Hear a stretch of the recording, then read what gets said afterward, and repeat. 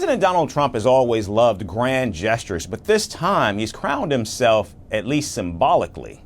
In a social media post, he killed New York City's congestion pricing plan and declared himself, quote, the king. Even the White House doubled down, posting an image of the president wearing a golden crown. Critics exploded with warnings of authoritarianism while supporters reveled in the spectacle. How far will the U.S. president take his regal ambitions? Our next report delves deeper into the political storm Trump has just unleashed.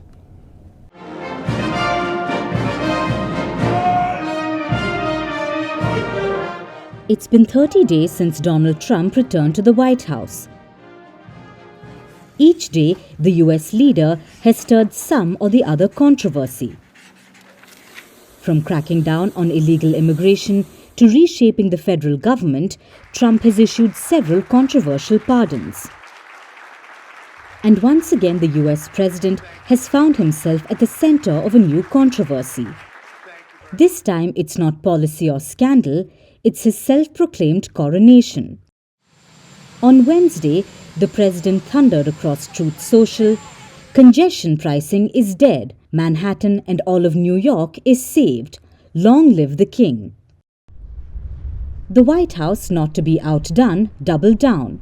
They posted a mock Time magazine cover, Trump grinning beneath a golden crown, the New York skyline at his back. And it's not a surprise that the reaction was instant. Outrage spread like wildfire. Critics saw it as another step towards authoritarianism. However, his supporters saw it as classic Trump.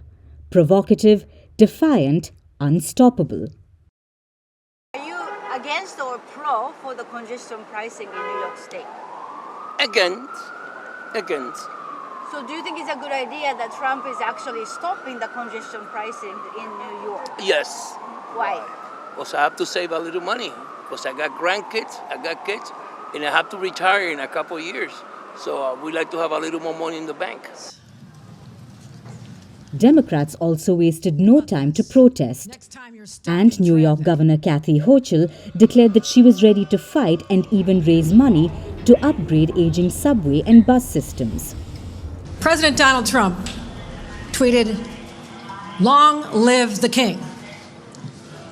I'm here to say New York hasn't labored under a king in over 250 years. And we sure as hell are not going to start now. The streets of this city where battles were fought, we stood up to a king, and we won then. And we will, in case you don't know, New Yorkers, we're in a fight. We do not back down, not now, not ever. And with that, the battle lines were drawn. New York's Metropolitan Transportation Authority even launched a lawsuit to save the congestion pricing plan. Feels like the commuters of our city and our region are now the roadkill on Donald Trump's revenge tour against New York. And I have to say this to Secretary of Transportation Sean Duffy. It's not the real world, Sean. It's real life for New Yorkers, and don't you forget that. So, we're in fight mode. Within seconds of us getting this notification, our MTA was prepared. We knew this could come. Filed a lawsuit within minutes. I'm very confident we'll be successful. And I also want to say, the cameras are staying on.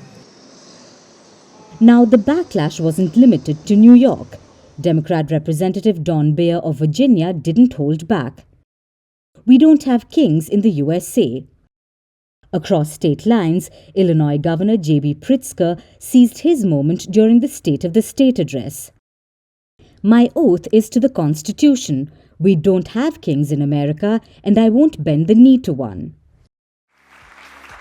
But Trump thrives on spectacle, and his embrace of regal imagery is only growing. After surviving an assassination attempt in Pennsylvania last year, his followers have been hailing him as the chosen one.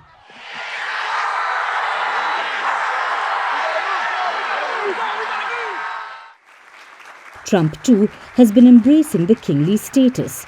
He even leaned into the myth at the National Prayer Breakfast, declaring, "Without God, we are isolated and alone, but with God, the scripture tells us all things are possible." Well, look at me. I'm standing before you today. I shouldn't be here. I shouldn't be here. The monarchy metaphors keep piling up. Just days ago, Trump posted a spin on a Napoleon quote. "He who saves his country does not violate any law."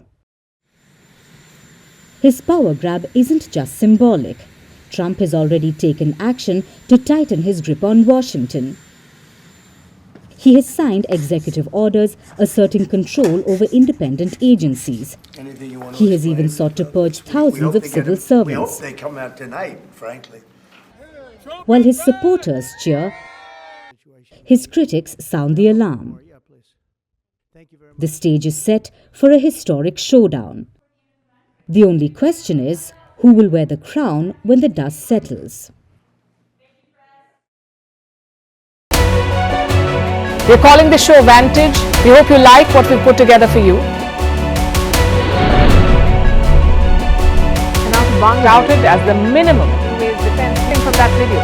India's neighbors were the first to send this special edition of Vantage live from the White House throughout this week. Yes, Hindu Mandir in we're on our way to Tel Aviv. City measure, but it's also the perfect way to drive. I don't think Prime Minister of Bhutan, Sherin Tagwe. Welcome to 60% of the world's office. Prime Minister Modi and Defiant. We were actually. How are you doing? How do you like? It's been 1 year since that meeting. Iron bars separate you from the outside. Out the vote effort. Trump had, it says, and at $4.3 trillion, 4.3 300 billion by 2030. That's what we need to tackle climate change.